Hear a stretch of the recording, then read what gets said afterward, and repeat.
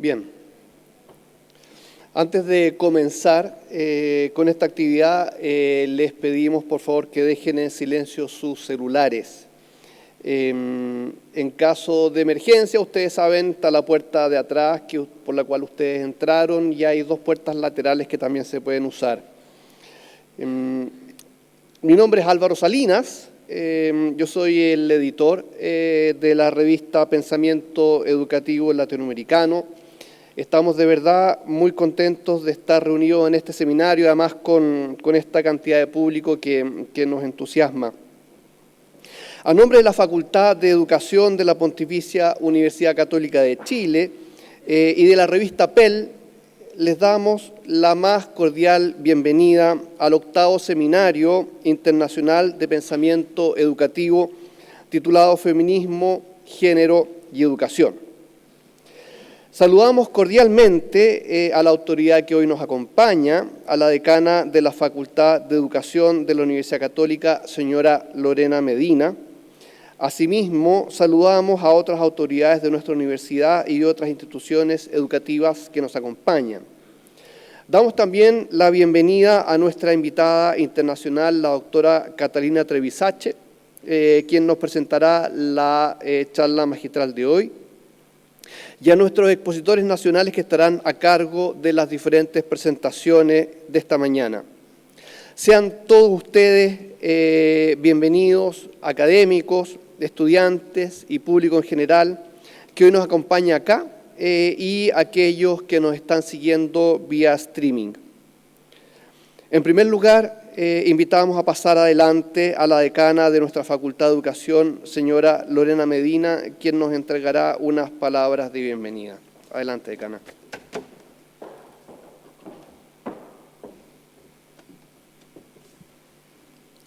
Bien, muy buenos días a todas y a todos. Estamos muy contentos y contentas hoy día de este seminario, un espacio que creemos tremendamente relevante para la discusión, la reflexión y la mejora en temas de educación, feminismo, género. Quiero contarles además que este seminario ocurre en el contexto de nuestra celebración del 77 aniversario de la Facultad de Educación de esta universidad. Llevamos 77 años ya de vida y hemos estado trabajando arduamente en la formación de profesores, en la investigación para la mejora de esa formación y en el vínculo con el medio, con presencia en las escuelas, con presencia en las instituciones escolares. Y además celebrando un número de PEL que nace en el seno de una revista que ahora ya es Scopus, que me parece que es interesante e importante contarlo. Hemos trabajado mucho para que eso sea así y ha sido gracias al aporte, al trabajo y al avance del equipo académico de la Facultad de Educación. Han pasado varios equipos que hicieron posible que hoy día esta revista sea Scopus, así que no los voy a nombrar a cada uno, pero sí agradecemos profundamente el trabajo realizado. Quiero saludar a nuestro anfitrión de hoy, editor en jefe de la revista PEL, Álvaro Salinas. Como ven, tenemos múltiples funciones en la Facultad de Educación.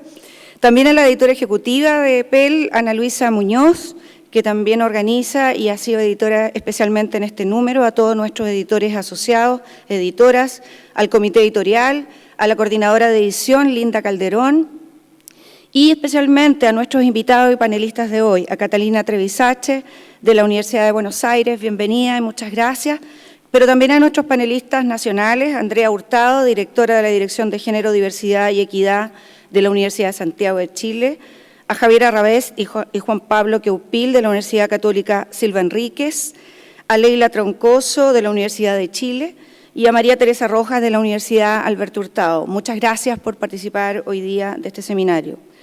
También quiero saludar a nuestra directora de pregrado, que está por ahí, Magdalena Miller, que también nos quiso acompañar en el día de hoy. Quisiera decir que en los últimos años la universidad ha intentado avanzar en temas de inclusión y en temas de género. Ha creado ya hace bastante tiempo una dirección de inclusión que tiene a su cargo también programas acordes al apoyo y a la necesidad de mejora que tenemos como comunidad de avanzar en estos temas. Por otra parte, también se ha creado una unidad de apoyo a las víctimas de acoso al interior de la universidad y se ha generado un trabajo interno con la Secretaría General cuyos procesos están explícitos en una página web, en la página web de la Secretaría General, uno la puede visitar y puede ver ahí, obviamente guardando la confidencialidad de cada cosa, los números de cada caso, los folios y en qué situación se encuentran. Ya se ha ido transparentando, poco a poco hemos ido avanzando. Contamos también con 2 programas, ya en una segunda versión de Mujeres en la Academia, que ha permitido que las mujeres puedan tener de alguna manera un apoyo y una visión más consciente de los procesos de discriminación al interior de la universidad, sobre todo en lo que se refiere a desarrollo académico. Así que poco a poco vamos avanzando. Desde nuestra facultad, ciertamente todavía nos falta mucho por hacer, porque nos falta mucho como país por hacer también, pero hemos avanzado en la línea de tener al menos un curso de diversidad e inclusión en los programas de pregrado semestral, que incluye los temas de género, aparte de cursos de gestión de aulas heterogéneas y otros cursos como los de evaluación en los que se generan también procesos de diferenciación orientados justamente a educar en la diferencia. Sin contar, por supuesto, con la investigación. Hoy día el Centro para la Justicia Educacional tiene 6 líneas de desarrollo en investigación, en inclusión y exclusión en el sistema escolar y universitario. Y obviamente una de esas líneas tiene mucho que ver con estos temas, dirigida por la doctora Claudia Matus, que además tiene un anillo, ¿cierto?, en los temas de normalidad, diferencia en educación. Por lo tanto, estamos produciendo una investigación que esperamos se refleje mucho más fuertemente en algún minuto en la formación de nuestras profesoras, de nuestros profesores y nuestras educadoras. Estamos avanzando en eso, nos queda mucho por hacer, pero también somos conscientes de que espacios como este son muy necesarios y son pocos, lamentablemente todavía en Chile. Así que esta fuerza que tiene los paneles de hoy, con la presencia de investigadores y investigadoras de las diferentes universidades en Santiago y en regiones, permiten un avance importante en el diálogo que necesitamos para poder avanzar en estos temas. La investigación además nos ha mostrado la necesidad de ello. Seguimos con prácticas de aula escolares, ¿cierto? Me toca investigar mirando salas de clase y todavía vemos la reproducción, ¿cierto?, de los sesgos y de las discriminaciones al interior de las salas de clase y sobre todo en las interacciones entre profesores y estudiantes, pero también al interior de la comunidad educativa en su totalidad, en términos de poder, ¿cierto?, de asimetrías, que no siempre contribuyen al trabajo colaborativo que necesitamos para avanzar en temas de una educación de calidad, donde toda la escuela, toda la institución debería estar abocada a trabajar con un proyecto común, con un lenguaje común y con unos objetivos comunes. Estamos trabajando para eso en la facultad, queremos avanzar todavía mucho más y espero que hoy día, con lo que podamos escuchar y podamos discutir, sea un aporte importante a ese proceso. Bienvenidas, bienvenidos, gracias por estar aquí y ojalá tengamos una interesante mañana, una provocadora mañana y una mañana en la que aprendamos muchísimo. Muchísimas gracias.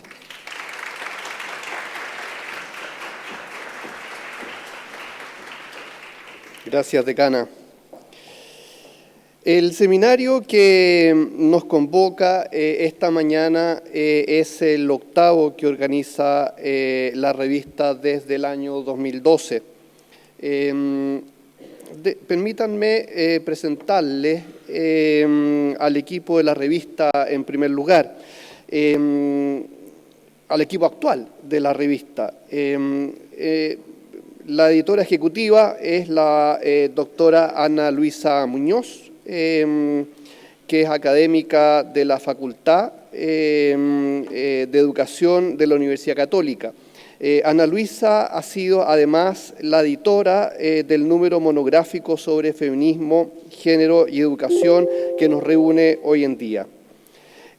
Nuestra coordinadora de edición es la señorita Linda Calderón, nuestra periodista a cargo de la difusión y redes sociales es la señorita Alejandra Reynoso.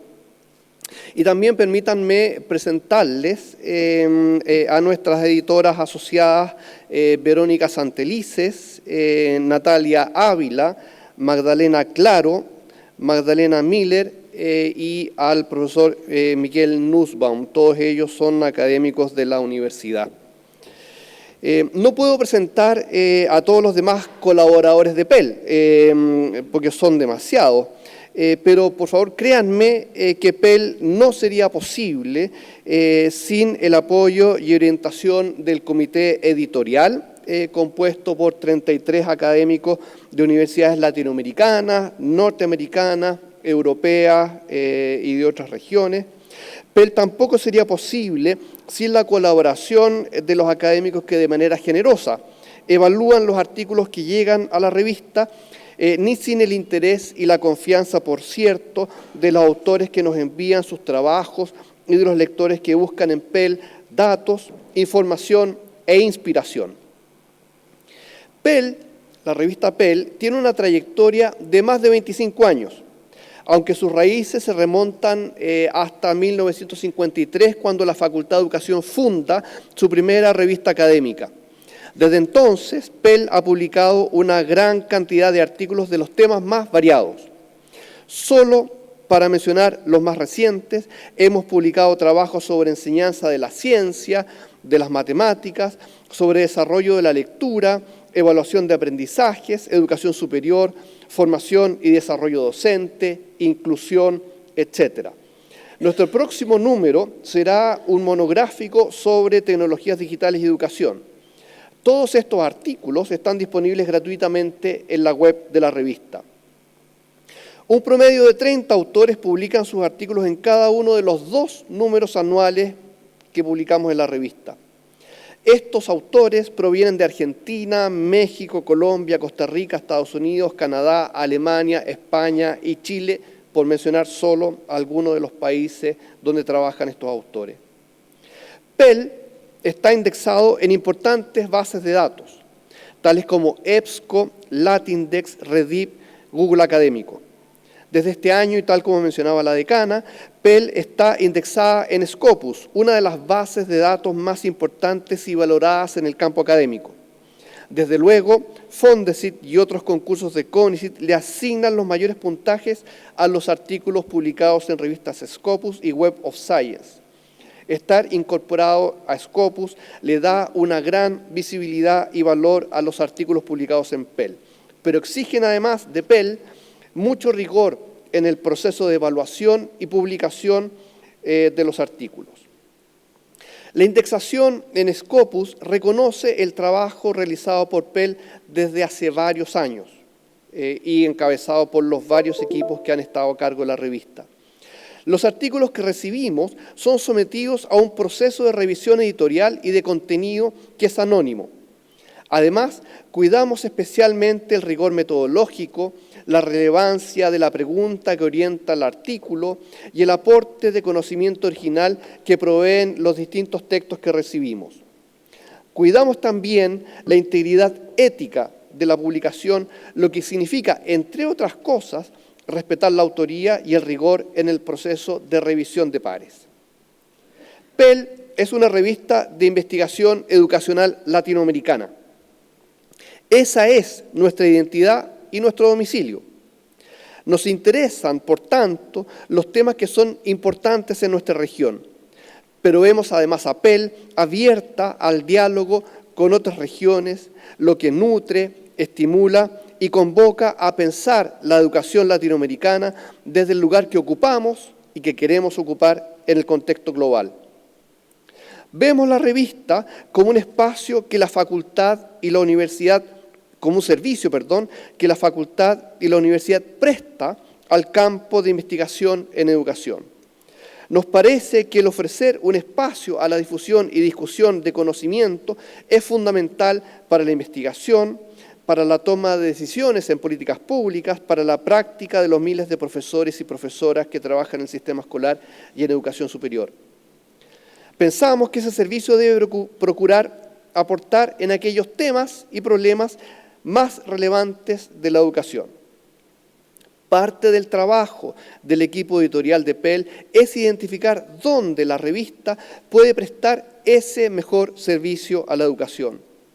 El tema que nos convoca hoy es un buen ejemplo de eso.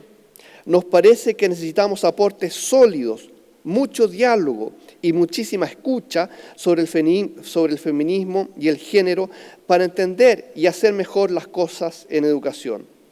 Esperamos que el último número de PEL dedicado a este tema y la discusión de hoy sean un buen espacio para ellos.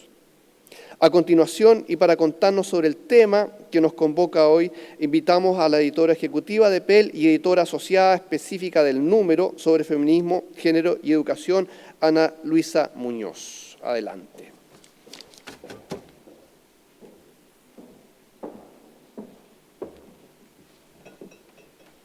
Gracias. Buenos días.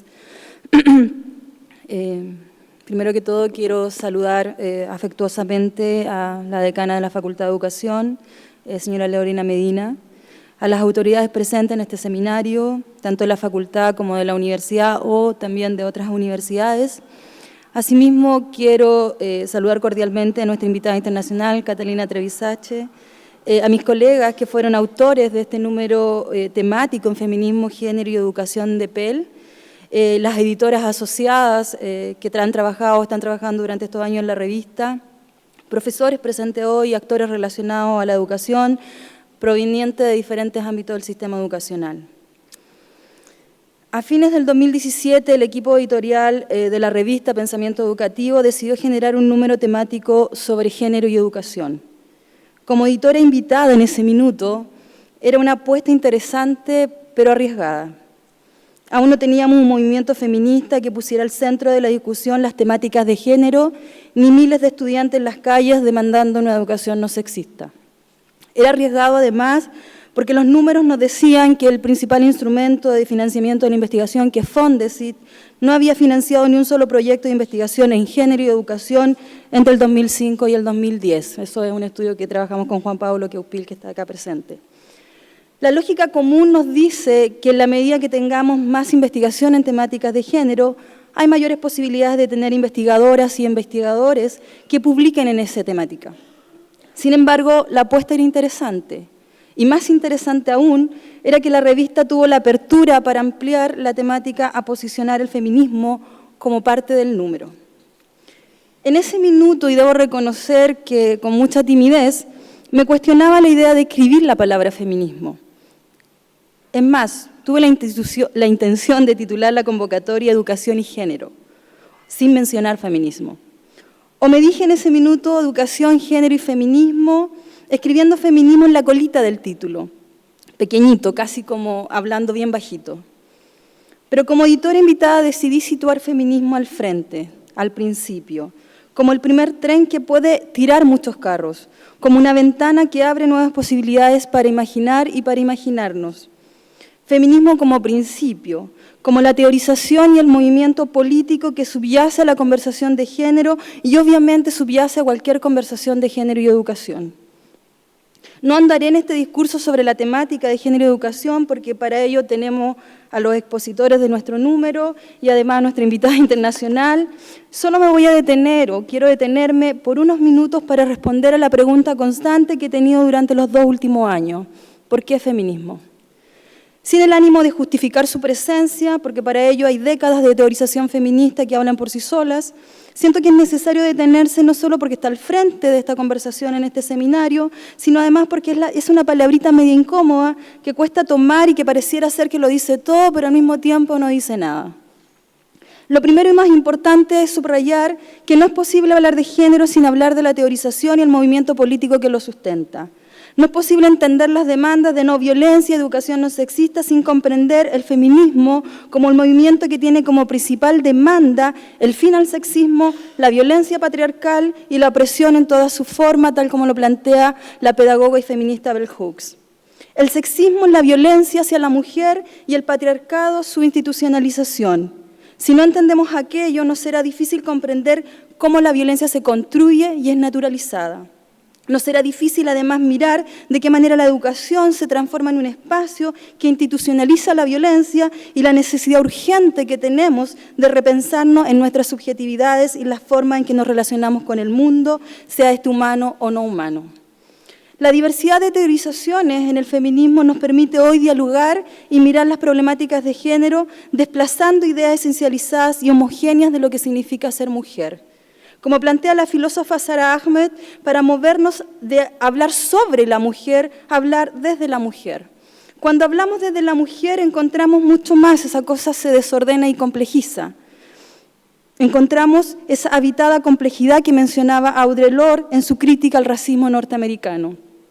Esa habitada, y agrego, corporalizada complejidad nos invita no solo a mirarnos nuestros cuerpos e identidad de ser mujer, sino a reconocer nuestras diferencias en ese cruce interseccional con otras identidades, sean esta clase, etnia, raza, edad, diversidad sexual y capacidad o discapacidad.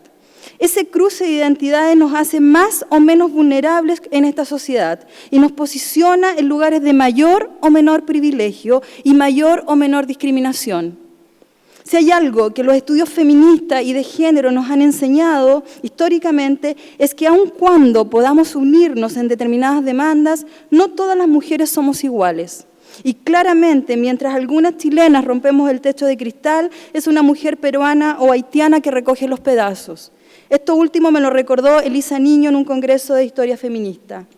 Si materializamos estos análisis, podemos leer que la teorización feminista nos permitirá no solo comprender las demandas de una estudiante migrante, sino además entender, por ejemplo, que Joan Florville no solo la matan por ser mujer, sino además por ser mujer, migrante y negra. Las teorizaciones feministas se hacen indispensables hoy en educación, además, porque nos permite entender que las mujeres somos parte del problema, tal como lo plantea Tolin Nández en sus conversaciones sobre feminismo decolonial antirracista. Somos parte del problema cuando exigimos igualdad salarial con los hombres, pero nos olvidamos del trabajo precario de miles de hombres y mujeres en este país. Somos parte del problema cuando exigimos más mujeres estudiantes en la ciencia y la tecnología, pero nos olvidamos de las miles de estudiantes para quienes la universidad es un sueño imposible. Somos parte del problema cuando luchamos por caminar con dignidad en las calles y no recibir comentarios sobre nuestros cuerpos, pero luego hacemos comentarios ofensivos sobre los cuerpos de nuestras amigas y de aquellas que no son tan amigas. El patriarcado también está en nuestros cuerpos, en nuestras mentes colonizadas y en nuestros deseos. La casa del amo nunca podrá desmantelarse si usamos las herramientas del amo, decía Audre Lorde en su texto Sister Outsider. Necesitamos imaginar herramientas y recursos diferentes, pero cuando nosotras somos esa herramienta que construye estructuras que responden a una lógica patriarcal, necesitamos detenernos, mirarnos y reimaginarnos.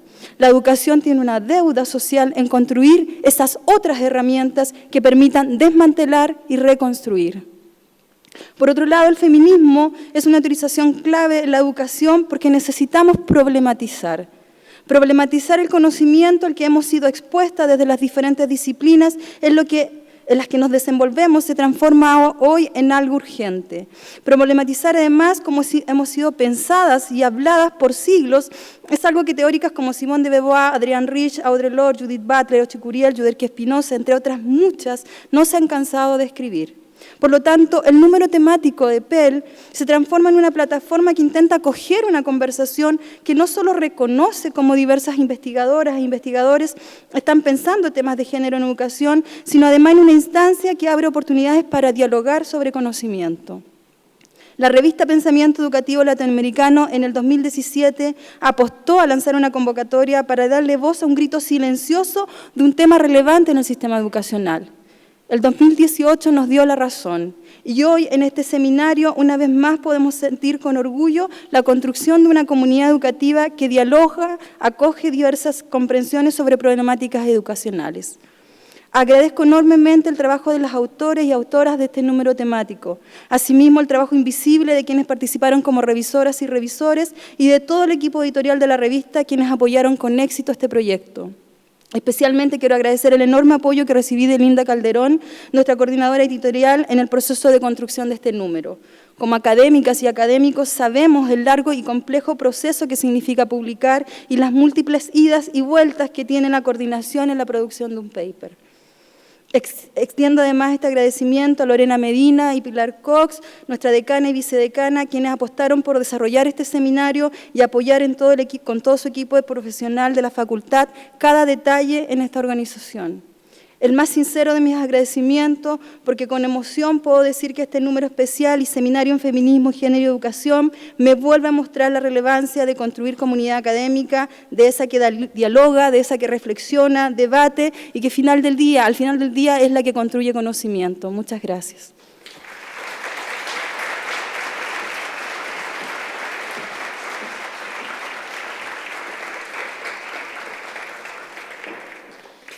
Antes de comenzar con las presentaciones, les recordamos que este seminario está siendo transmitido por video streaming. El registro de lo que hoy se discuta va a estar disponible en YouTube próximamente, así que si ustedes quieren pueden volver a revisarlo y pueden distribuirlo y compartirlo con quien ustedes deseen. Es importante también mencionar que cada uno de ustedes recibió a la entrada, al momento de su registro, unas hojas blancas donde pueden formular sus preguntas. Las que irán siendo recogidas por nuestras asistentes de sala a medida que se vayan desarrollando las presentaciones. Basta con que ustedes levanten la mano y se recogerá la pregunta que ustedes hayan escrito en la hoja. Y todas estas preguntas, tanto a nuestras presentaciones, a nuestras 4 presentaciones de ahora, como a la charla magistral de Catalina, serán respondidas al final del seminario en conjunto. A continuación, damos inicio a la primera presentación de esta mañana, titulada Acoso sexual en el contexto universitario, a cargo de la directora de la Dirección de Género, Diversidad y Equidad de la Universidad de Santiago de Chile, la doctora Andrea Hurtado. Adelante, Andrea.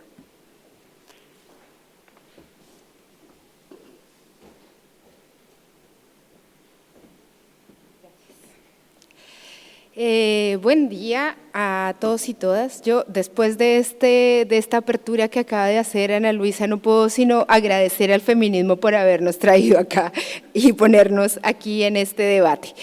El tiempo es muy cortito y antes de empezar también quiero agradecer a mi compañera de esta ruta, Andrea Lizama, académica de la Facultad de Ciencias Médicas de la universidad en la que trabajamos, la Universidad de Santiago de Chile. Este trabajo obedece a una exploración que hemos transitado con dificultades, con agrados, pero con mucha constancia y mucha convicción. Es un trabajo fruto de un ejercicio colectivo de creación y de pensar cómo tener una universidad o cómo ambicionar una universidad con una política de igualdad de género. Ese fue nuestro principio, nuestro puntapié, y a partir de esa aspiración se conformó la Red de Género de la Universidad de Santiago en 2015, en donde nosotros hicimos y recapitulamos cómo poder hacer una política universitaria que diera cuenta de las necesidades propias de la universidad y que contemplara cada uno de estos aspectos. Sin duda, el tema de la violencia, el acoso, la discriminación, el abuso, es un tema que nos ponía en el tapete y nos reposicionaba frente a la importancia y la necesidad de que nuestra universidad tuviera un posicionamiento y unos mecanismos de abordaje sobre la violencia que sabíamos que existía, porque sabemos que vivimos las mujeres violencia.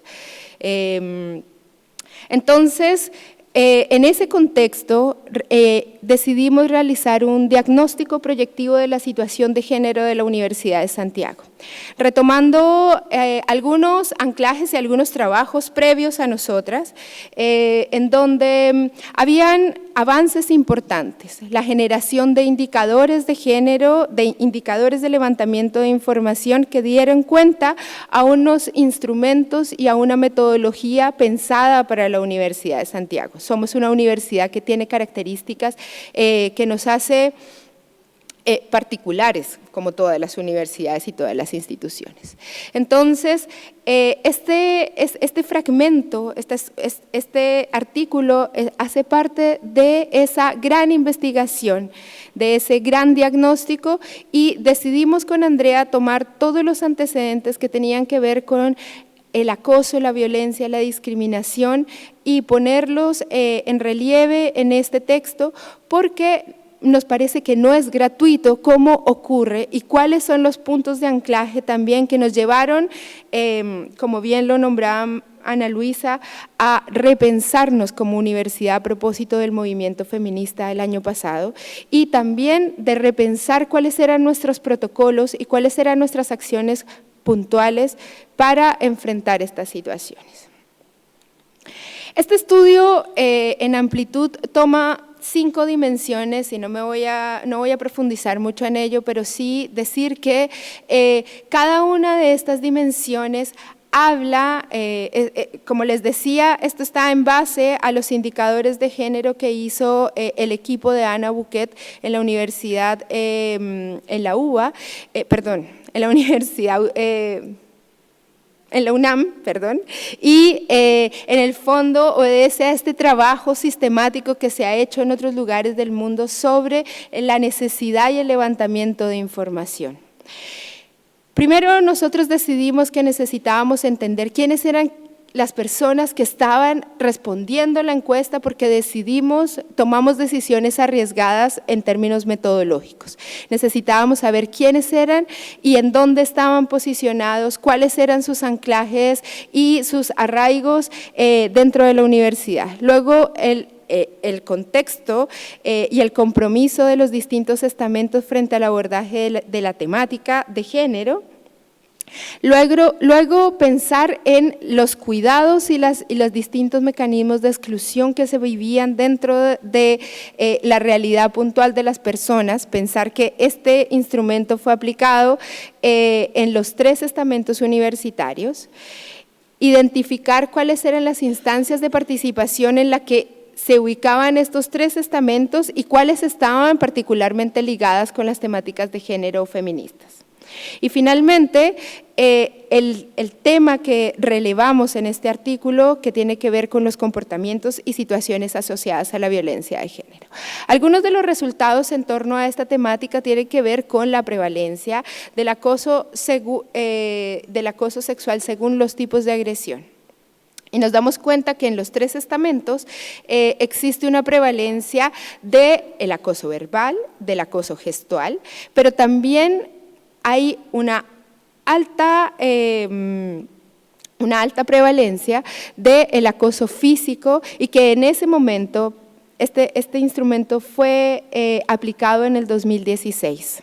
Entonces, todo lo que ahora conocemos y reconocemos como obvio y que las estudiantes lo pusieron en la palestra política y las agendas políticas de las universidades como evidente, en ese momento no era evidente y necesitábamos validarla. ¿Y por qué necesitábamos mecanismos propios y cómo pararnos, cómo éticamente las universidades se paraban frente a los temas de violencia? Entonces, esto que ya es absolutamente obvio y evidente en nuestro discurso, en ese momento no lo era. Luego, pensar que efectivamente las mujeres habíamos vivido mucha más violencia que los varones dentro de la universidad. Pensar también que aquí hay datos de situaciones de acoso sexual, solamente en esta gráfica de torta, en donde se diferencian hombres y mujeres. Luego, otro resultado que nos llamaba mucho la atención con Andrea es que si bien había más acoso verbal, definitivamente ese acoso verbal era muchísimo más hacia las mujeres. No, por las limitaciones propias del instrumento no podemos saber exactamente qué se estaba entendiendo por acoso verbal dentro de distintas dimensiones, pero que en el fondo no podemos asegurar cómo lo estaba percibiendo la comunidad y seguramente es un pie para muchas otras investigaciones. Es muy poco tiempo. Luego me voy a saltar algunas cosas, pero decir que este último gráfico tiene que ver con por qué las personas no denunciaron en el momento oportuno o por qué no, si ya existía un protocolo, si ya existía un mecanismo de denuncia dentro de la universidad, por qué las personas que dicen haber vivido estas situaciones no denunciaron. Primero, dicen que no dieron importancia al hecho puntual. Hay un tema que todavía nos preocupa y que sigue siendo un tema importante dentro del contexto de las universidades y es que diferenciado esto por estamento podemos ver que nuestras académicas dicen que no denuncian y prefieren irse de las universidades. Es el único estamento a donde no podemos llegar. Es el estamento donde simplemente por el capital social y cultural que portan ellas mismas, prefieren irse de las instituciones. Y no hay ni un protocolo ni un reglamento que las contenga, efectivamente. Este es un problema al que nos enfrentamos como universidades. Es un problema que no hemos podido abordar, que no hemos encontrado caminos para el abordaje. Aquí en el público veo algunas compañeras de otras universidades que también dirigen oficinas y instancias de género, y es una pregunta que desde la Comisión de Igualdad de Género de las Universidades CRUCH nos hacemos constantemente. ¿Cómo retenemos a estas mujeres académicas? Porque las estudiantes nos dijeron, no denunciamos porque nos falta información. Y eso es sencillo de resolver. Con voluntad política y presupuesto se resuelve. Nuestras funcionarias dicen que no tienen confianza, por eso hemos generado distintos mecanismos que apuntan hacia la confianza de los procesos. Pero tenemos elementos para trabajar, pero quienes se van y terminan rotando, no podemos trabajarlo, es uno de nuestros grandes desafíos y una pregunta que se abre a partir de este estudio. Creo que lo más importante que Andrea y yo, que somos tocayas, tenemos que decir al respecto, es que la violencia de género, la violencia sexual dentro de los contextos universitarios es una realidad que se vive en las universidades, que no existe ningún argumento que nos haga pensar que la vamos a eliminar a través de protocolos, que necesitamos abanicos de acciones y no solamente acciones punitivas, sino acciones mucho más complejas que atraviesen, que transversalicen neurálgicamente a las universidades en los espacios, en las aulas de clase, en las investigaciones, en los procesos de selección, en las acciones de conciliación familiar en el trabajo, que nos permitan avanzar efectivamente y hacer una crítica sostenida sobre cómo erradicamos la violencia sexual, el acoso sexual, pero también las violencias institucionales. Muchas gracias.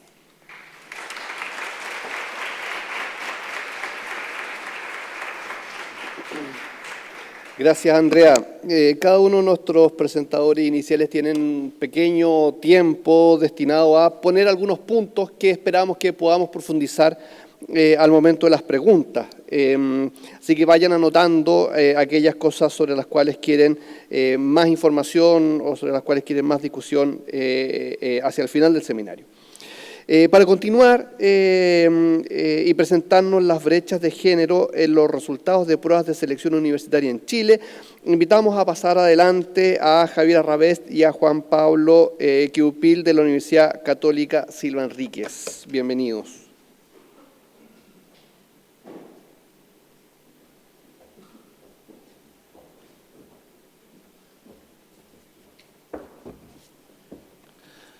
Hola, buenos días. Gracias por estar acá a pesar de los problemas de tráfico de esta mañana. Y un saludo atrasado, pero más que merecido a las profesoras y profesores que ayer celebraron su día. Y si no lo celebraron, después tenemos un café. Voy a comenzar con dos aclaraciones. Lo primero, sí, efectivamente, la Universidad Católica Silva Enríquez ha cambiado su imagen corporativa. Tenemos el cardenal presente en nuestros corazones, ojo con eso. Segundo, este es un estudio de carácter cuantitativo y los datos que disponemos solamente son de carácter binario, por ende vamos a hablar de brechas hombre-mujer. Ya lo mencionaban nuestras expositoras, sobre todo Ana Luisa, pero orgullo hablar de la subrepresentación de la mujer en varios ámbitos de la vida, en particular en lo educacional. Por sobre todo se ve reflejado en evaluaciones educativas, en áreas tales como lenguaje y matemática, y en particular aquellas que reflejan el acceso a la educación superior. Para el contexto chileno eso implica que el rol de la todavía PSU es más que gravitante. Sin embargo, los estudios previos se han centrado más que nada en los promedios, en las medias de estas pruebas, y en algunos en aspectos socioeconómicos. Por ende, con Javiera y Karina, que nos está viendo por streaming desde Estados Unidos, que confeccionamos este artículo, nos preguntamos entonces qué sucede en los extremos superior e inferior de la distribución de puntaje de estas PSU cuando se considera hombres y mujeres por separado. Entonces, este es un estudio exploratorio, descriptivo. Consideramos las pruebas de selección universitaria de lenguaje y matemática para los procesos de admisión 2014 a 2018 y vamos a observar que ocurre una desviación estándar por debajo del promedio y una desviación estándar por sobre el promedio, la que catalogamos con la zona inferior o bottom y la zona superior o top de la distribución de puntajes. Si no entendieron nada de esto que es cuantitativo, es básicamente esto. Tenemos la distribución, la PSU se estandariza en una media de 500 y una desviación estándar de 110 puntos y vamos a movernos una desviación estándar por debajo, es decir, qué sucede con los puntajes bajo 400, que abarca el 15% inferior en la distribución de puntaje, y por otro lado, una desviación por sobre la media, alrededor de puntajes sobre 600, 610 puntos, que es el 15% superior de los que rinden la PSU. A su vez, vamos a considerar los diferentes tipos de establecimientos de la educación secundaria chilena, tanto por modalidad educacional como por dependencia administrativa, vale decir, establecimientos humanistas científicos municipales, particulares subvencionados, particulares pagados, y su contraparte técnica profesional, municipal y particular subvencionado.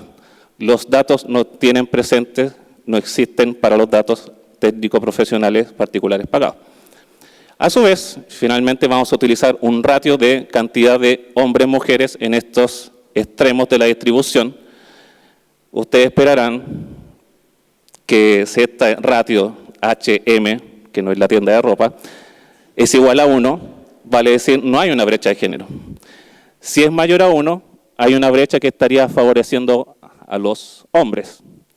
Y si es menor a 1, sería una brecha que favorece a las mujeres.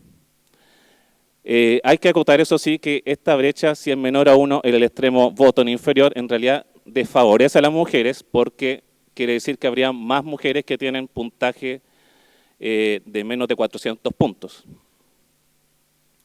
Dicho lo anterior, para el periodo de tiempo analizado, vemos una persistente presencia mayor de mujeres, alrededor del 53%, y también un alza sostenida en las personas que han rendido la PSU. En el proceso pasado fueron alrededor de 260.000 personas. Y en cuanto a la distribución de los estudiantes según tipo de establecimiento, la mayoría se encuentran en científico humanista particular subvencionado, seguido por científico humanista municipal, luego técnico profesional municipal, técnico profesional particular subvencionado y finalmente los científicos humanistas particulares pagados. Ahora los dejo con Javiera que va a mostrar resultados y conclusiones. Gracias, Juan Pablo. Agradezco también a las autoridades de la universidad, ¿se escucha? ¿Sí? Y de la revista por invitarnos. Bueno, les voy a presentar los resultados descriptivos, esto es antes de hacer los análisis de la escuela. Vemos que sostenidamente, al menos en la prueba de matemática, existen diferencias, a pesar de que las pruebas se normalicen en 500 puntos, existen diferencias entre hombres y mujeres que favorecen a los hombres. En el último proceso de admisión 2018, que estamos analizando en nuestro artículo, la brecha es de aproximadamente 16 puntos. En el caso del lenguaje, las brechas son un poco más atenuadas y en algunos casos terminan por no ser significativas.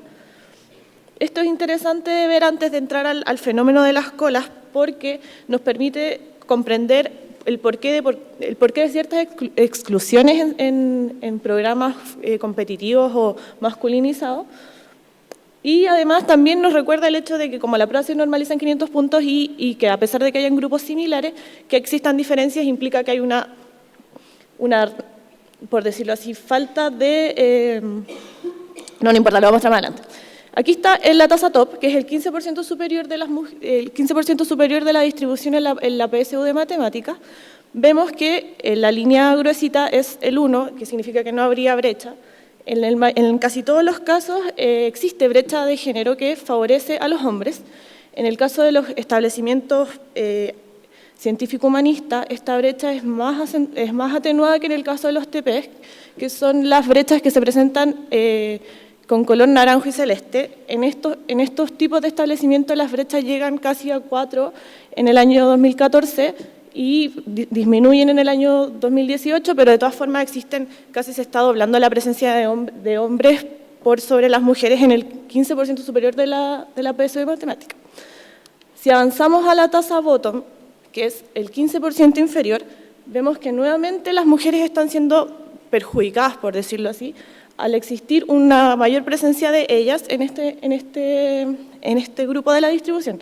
Lo observamos esto para casi la mayoría de los establecimientos que estamos trabajando, a excepción de los científico-humanista particular pagado, donde en algunos casos no hay brecha, o en el año 2017-2018 esta brecha, por decirlo así, favorece a las mujeres y desfavorece a los hombres. Si vamos a la tasa de PSU lenguaje, vemos que el panorama es un poco más errático, por decirlo así. En los científico-humanista particular subvencionado, vemos que hay más mujeres en esta tasa, no así en los TP, y en el TP municipal se observa un comportamiento más errático, por decirlo así. Si vamos a la tasa inferior de la PSU lenguaje, observamos que científico-humanista particular pagado presenta mayor cantidad de hombres en esta zona, y el resto de las dependencias y modalidades presentan, podríamos decir, una tendencia a la paridad durante todos los años que hemos analizado. Bueno, ¿qué nos muestran estos resultados? En primer lugar, existen y persisten aún las brechas de género en las PSU de lenguaje y matemática. Si analizamos los ratios hombre y mujer en particular en estos extremos, vemos que la disminución, por decirlo así, o la falta de equidad no es transversal a los diversos establecimientos educacionales. La brecha se acentúa en los establecimientos TP, los cuales nos aventuramos en el artículo a señalar que experimentan desventajas estructurales. Aquí marcamos un estudio de la Agencia de Calidad de la Educación que nos muestra en términos agregados que los establecimientos técnico-profesionales tienen un ingreso familiar de aproximadamente 320.000 pesos, a diferencia de los científico-humanistas que tienen un ingreso familiar de 760.000 pesos mensual. Y los años de escolaridad de sus padres, en los estudiantes TP, aproximadamente 11 años, es decir, media incompleta. Entonces estamos viendo que establecimientos que tienen una condición socioeconómica más precaria, por decirlo así, además se enfrentan a brechas que son estructurales en estas pruebas.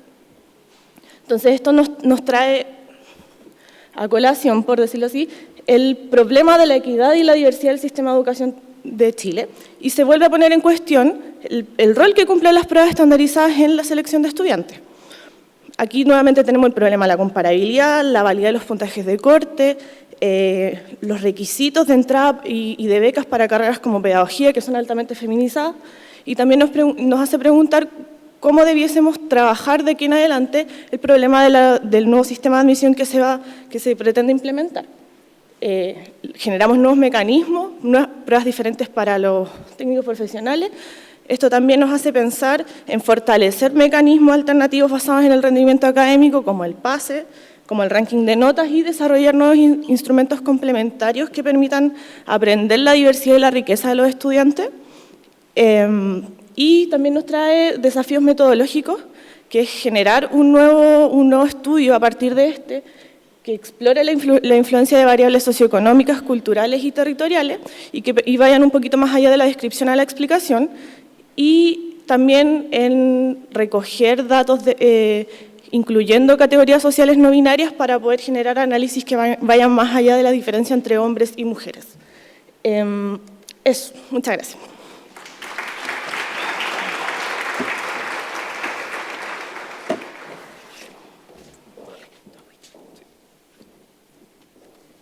Gracias, Javiera, Juan Pablo. A continuación, y para presentarnos el tema de las pedagogías feministas interseccionales, invitamos a pasar adelante a la académica de la Facultad de Ciencias de la Universidad de Chile, Lelia Troncoso. Adelante, Lelia.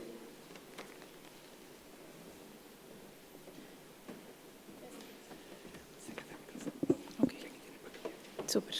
Hola, muchas gracias a todas las personas aquí presentes. Voy a hacer una breve presentación de esta propuesta que desarrollamos en la revista PEL sobre las pedagogías feministas interseccionales. Yo soy psicóloga social, académica en la actualidad del Departamento de Trabajo Social.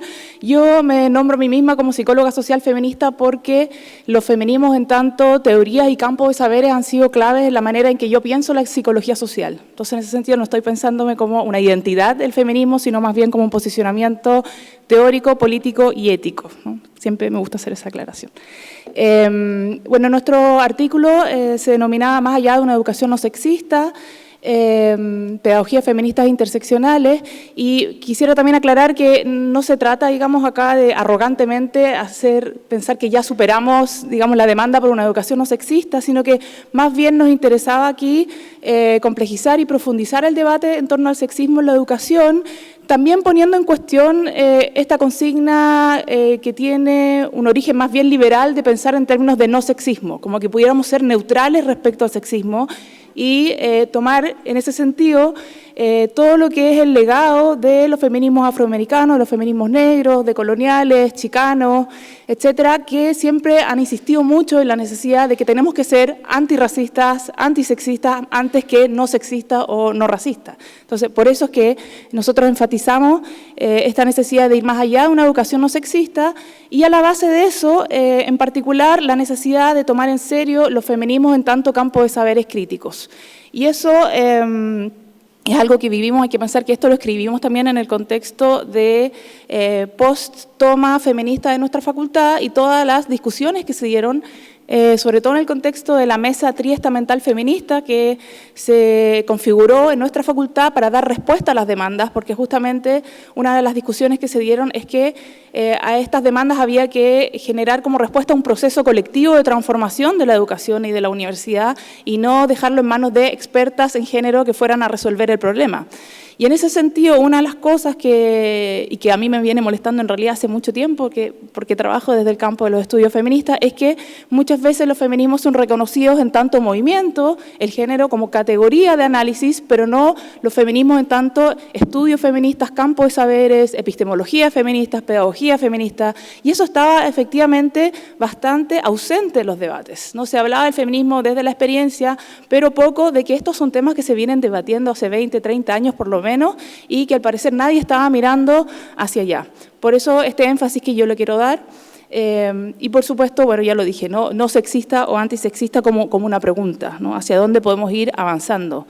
Acá muy brevemente quiero también, justamente con estas imágenes, enfatizar esta larga historia que tenemos de protestas sociales distintas en torno a los temas de sexismo y educación a nivel global, ¿no? Tenemos ahí una imagen de Women Take Back the Night, que esto es en los años 70, a principios de los años 70 en Estados Unidos, que fue un movimiento, digamos, bastante masivo, donde las mujeres salían a protestar por lo inseguros que son los campus universitarios. Acá además es interesante pensar que esto es un problema que sistemáticamente se ha denunciado, pero que estadísticamente no ha mejorado en nada, ¿no? Esto es un problema en que hemos fracasado sistemáticamente en mejorar las condiciones del sexismo, de la violencia sexual, del acoso en las universidades a nivel global. Por otro lado, hoy tenemos a Silvia Rivera y Marsha P. Johnson, que también me parecía bonito, digamos, recordarlas, y eran parte del grupo de acción travesti calle revolucionaria en los años 70, y fueron también, ellas se tomaron en su momento un hall de la Universidad de Nueva York para protestar por las políticas homofóbicas, transfóbicas, sexistas en educación. Y quería recordar también a Jyoti Singh, ¿no? Este es un caso que removió mucho a nivel global. Yo no sé si acá algunos vieron el documental India's Daughter, que estuvo un tiempo en Netflix. Jyoti Singh fue una estudiante de medicina que en el 2012 fue violada, asesinada en grupo. Fue un caso muy terrible, del cual además hay varios documentales, y que efectivamente mostró también cómo en India todos los estudiantes salieron a la calle en masas a protestar por este caso, ¿no? Y una imagen también, digamos, local acá en Santiago, de cómo esta demanda que se empieza ya a instalar desde el 2011, quizás como una consigna más del movimiento estudiantil, pasa a ser una demanda potente en sí misma, pero todavía como una pregunta abierta, ¿no? Parece ser que tenemos que seguir debatiendo y cómo se manifiesta el sexismo en la educación y qué estamos entendiendo por esto y cómo nos hacemos cargo. ¿Basta con incluir lecturas de mujeres en los programas?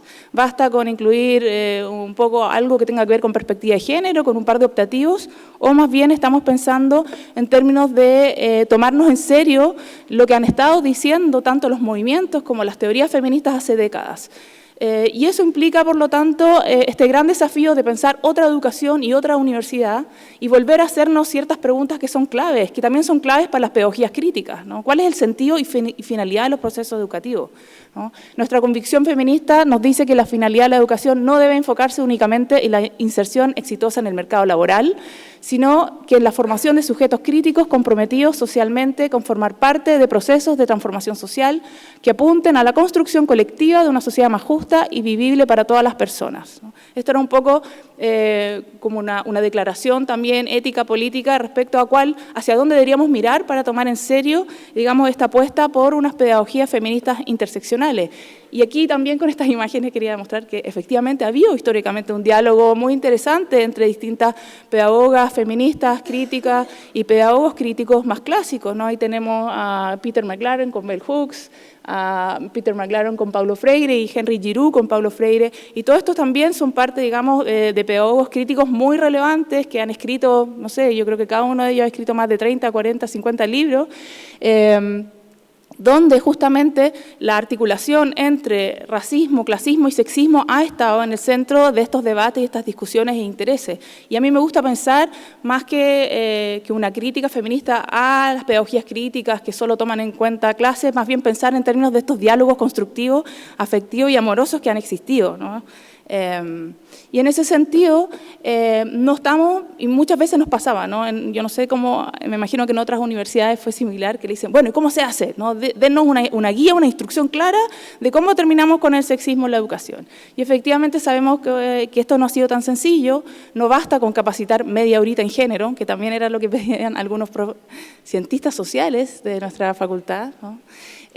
Sino que más bien cómo efectivamente podemos posicionar este debate, y esto es algo que yo quería enfatizar, la necesidad de generar debates que sean abiertos y constructivos, ¿no? Porque efectivamente, lamentablemente, yo creo que a veces también ciertas maneras de pensar el feminismo, quizás justamente no en su complejidad interseccional, hacen que también se reinstalen ciertos fundamentalismos que han estado al alero de ciertas perspectivas feministas que yo creo que más clausuran que abren debates. Y en ese sentido, me queda poquito tiempo, nuestra apuesta, y que la desarrollamos, digamos, un poco más en el artículo, tiene que ver con recoger la interseccionalidad, que justamente es esta apuesta a la complejidad y a pensar que las distintas formas de opresión están interconectadas, de cómo construir este enfoque multidimensional transdisciplinario que mire desde este enfoque complejo las relaciones de poder y las desigualdades de manera integral. Y esto es algo que es quizás uno de los aportes más importantes de los estudios feministas, justamente. Nos vemos que ahora se ha puesto como de moda el concepto interseccionalidad, pero muchas veces se despolitiza, se pierde que a la base hay décadas tanto de movimiento político y sobre todo de feministas, digamos, no blancas, no heterosexuales, no occidentales. Por lo tanto, acá los feminismos afroamericanos, negros, son claves. Y al centro de estas propuestas, además, hay una crítica a lo que han sido ciertos feminismos mainstream más liberales y la individualización de problemas sociales, ¿no? La despolitización tanto de las luchas como de las críticas feministas. Y yo creo que cuando uno, un poco, María Luisa Muñoz al principio hizo varias referencias a textos que para mí también han sido clave y que yo creo que marcan un antes y después en la formación tanto personal como política, teórica, y creo que es una invitación importante, ¿no? Acá las voy a nombrar solamente porque ya me quedan 2 minutos. Estos son algunas de las claves que nosotros las propusimos, pero como una invitación, ¿no? Como una invitación a pensar más allá de una educación no sexista, y implica tomar en serio los aportes de las epistemologías feministas, de todo lo que tiene que ver con la apuesta por conocimientos situados, las pedagogías feministas como prácticas encarnadas y afectivas, porque los temas de afectividad y cuerpo y pasión siempre han estado al centro de las teorizaciones feministas. Ahí también vemos nuevamente cómo los saberes feministas han estado excluidos porque se habla mucho del giro afectivo. Muchas teóricas feministas dicen, pero en las teorías feministas nunca existió el giro afectivo porque el cuerpo y los afectos siempre han estado al centro de las teorizaciones feministas. preocupación explícita por relaciones y jerarquías de poder, la dimensión relacional y colectiva de la construcción de saberes. Esto también como una crítica importante a lo liberal, que justamente pierde de vista lo relacional y colectivo y lo político de las desigualdades sociales, ¿no? Y la preocupación por mejorar las condiciones materiales de vida de las personas, en el sentido que lo que queremos es que efectivamente podamos cambiar modos de entender y materializar el mundo y que las vidas concretas de las personas mejoren, no que tengamos más posgrado en género y que además eso muchas veces bajo las lógicas más neoliberales de la universidad se convierte como en un negocio extra que aprovechamos que el tema está de moda y no realmente tomarnos en serio las preguntas más profundas que nos estamos haciendo acá, ¿no? Y en ese sentido creo que acá hay una invitación que deberíamos tomarnos en serio y que siento que del todo no se ha tomado en serio, y ahí es cosa de mirar también la historia, ¿no? Que estos temas se han estado instalando, pero lamentablemente después se sacan protocolos además, si ustedes ahora miran, hay investigaciones por lo menos de los últimos 10 años que muestran que los protocolos han fracasado, que no mejoran, que no hacen lo que dicen hacer, ¿no? Como dice Sara Ahmed, estos protocolos no performativos, ¿no? Y en ese sentido, esta era un poco la invitación que yo quería hacer, ¿no? Acá la invitación es justamente a imaginar y soñar una educación que todavía no existe y de la cual tenemos que hacernos parte. Eso, muchas gracias.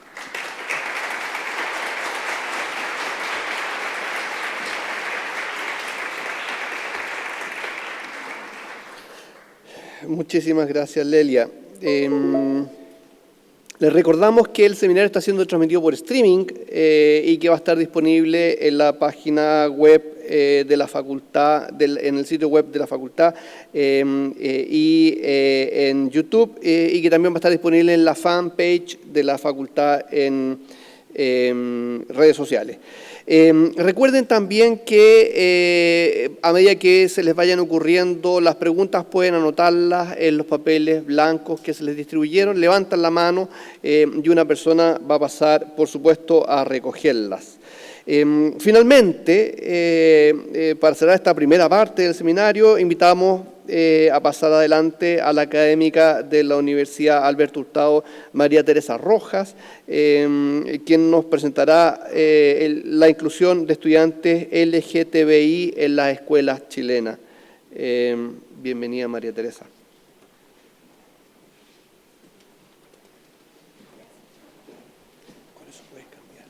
Ya, no, si no tengo presentación, gracias. Muy buenos días a todas y a todos. Muchas gracias al equipo de la revista y a la decana de la Facultad de Educación de la Universidad Católica por esta bonita y buena instancia de hacer un seminario. Aclarar lo primero que este artículo es de creación colectiva, no soy yo solamente, fue un equipo de investigadores, 6 personas en el equipo principal, donde estuvo María Beatriz Fernández, Pablo Estudillo, Carolina Stefoni, Pablo Salinas y María José Valdebenito, también están acá. En una investigación que es la primera en Chile a nivel cualitativo de construir o de intentar una mirada de lo que está pasando en la escuela en torno a los temas de inclusión LGTBI.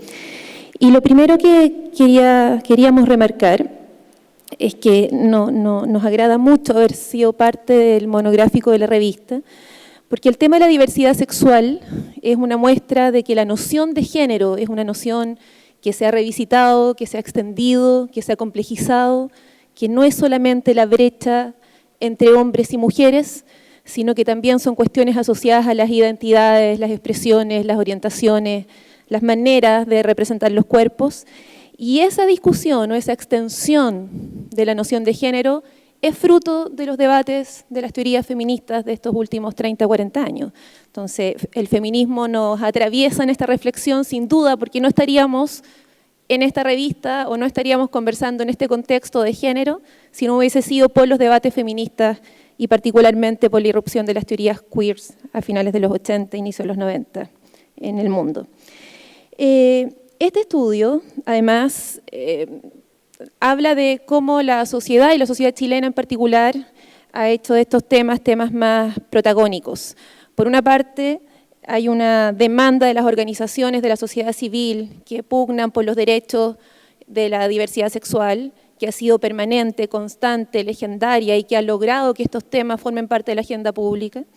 Por otra parte, los organismos internacionales, que en el caso chileno han sido claves, las declaraciones de respeto a los derechos y las identidades de niños y niñas han forzado al Estado chileno a tener que tomar cartas en el asunto.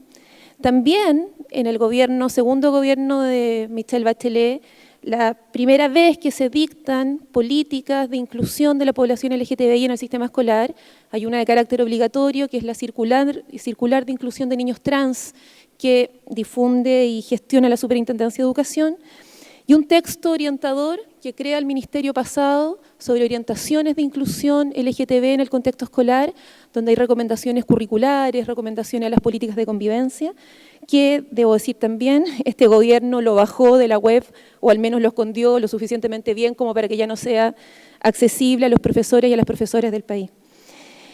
Y en esta comprensión justamente de este género más extendido, de un género que discute sobre cuerpos, identidades y expresiones, es que nosotros, a partir de un llamado concurso de estudios que hace el Ministerio de Educación y UNESCO, logramos tener los fondos suficientes para poder embarcarnos en esta empresa. Y la pregunta principal era la pregunta por el reconocimiento. Acá hay un debate antiguo que también han protagonizado autoras feministas norteamericanas como Butler y Nancy Fraser en particular, respecto a qué significa la justicia cuando hablamos de temas de reconocimiento a mi estatus, a mi legitimidad de ser, a mi reconocimiento de mis formas de ser.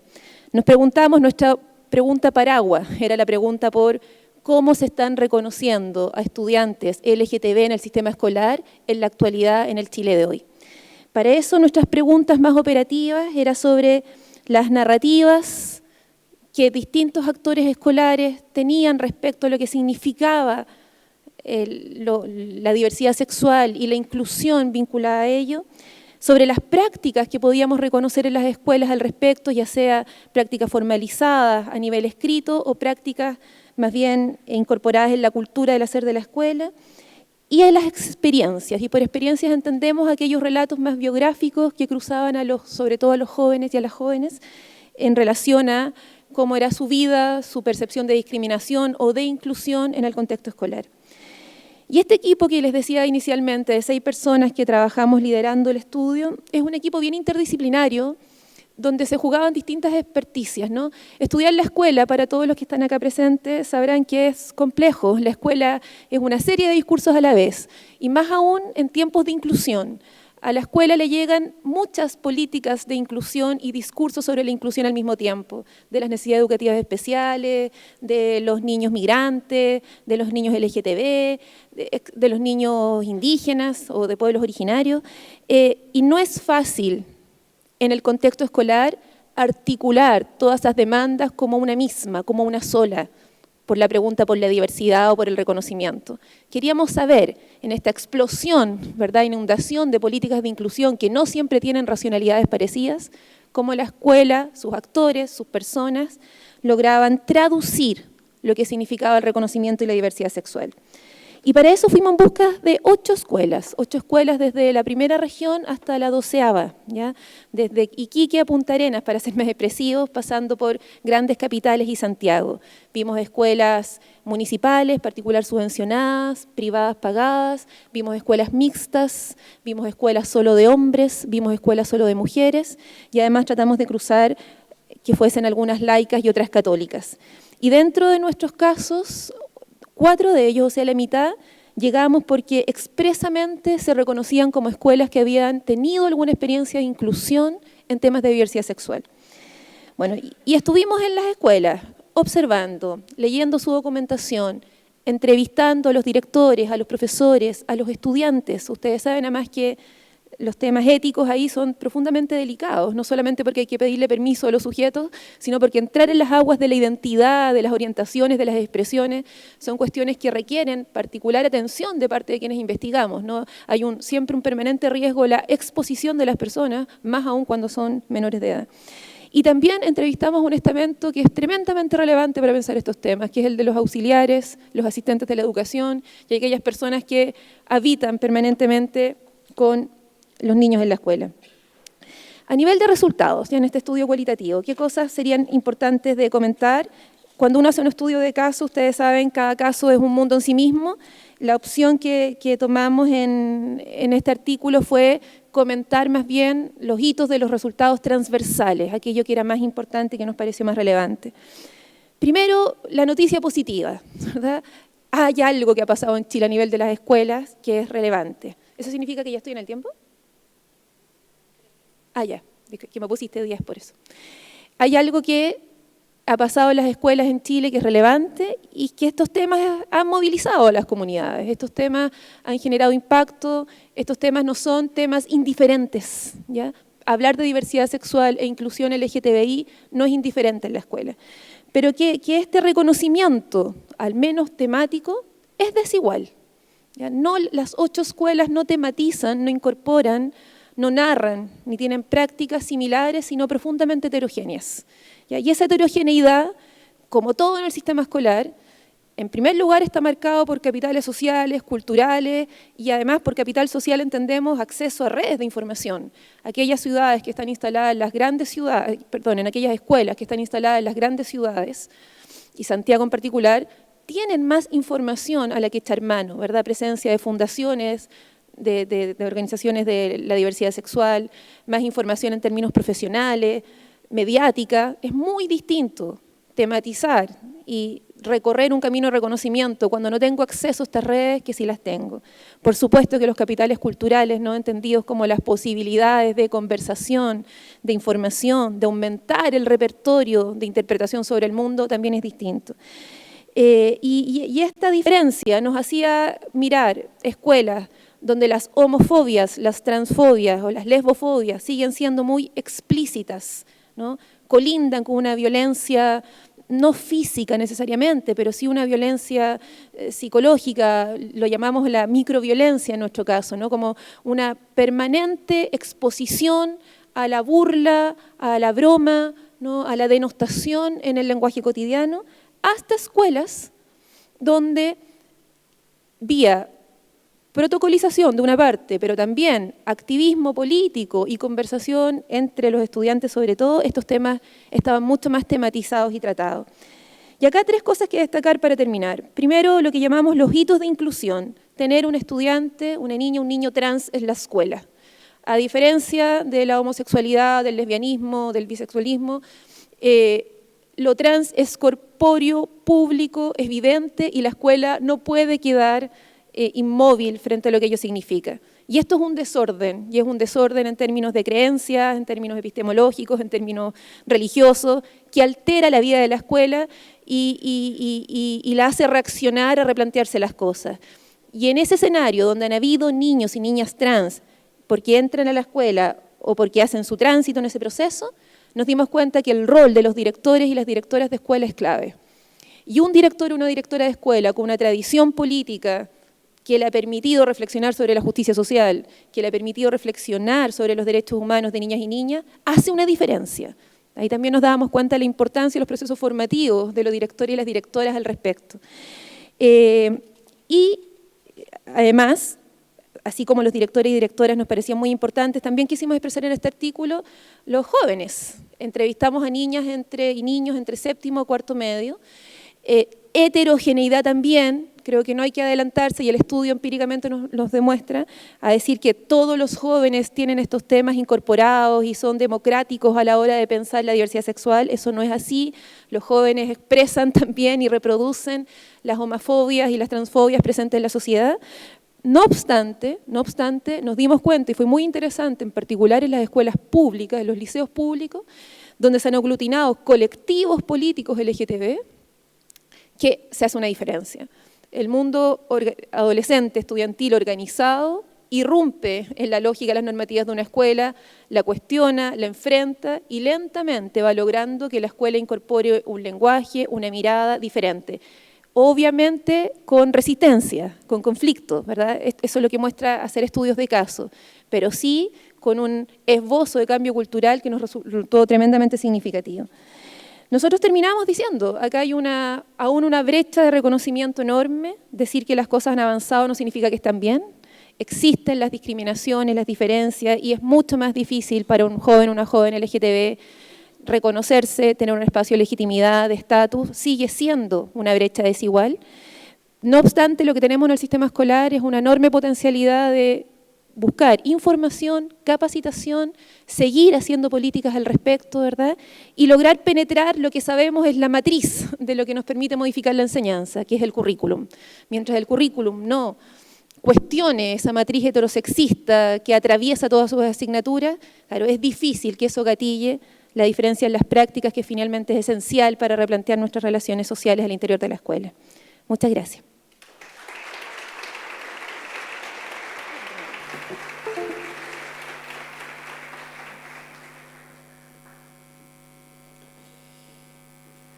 Muchas gracias, María Teresa. Bueno, con esto cerramos la primera parte de nuestro seminario. Agradecemos a todos los expositores que han participado en estas buenísimas presentaciones. Los dejamos cordialmente invitados ahora a disfrutar un café que va a estar disponible en el patio a la salida del auditorio. Tenemos 20 minutos para eso y regresamos para la charla magistral de Caterina Trevisache y para la discusión final. Gracias.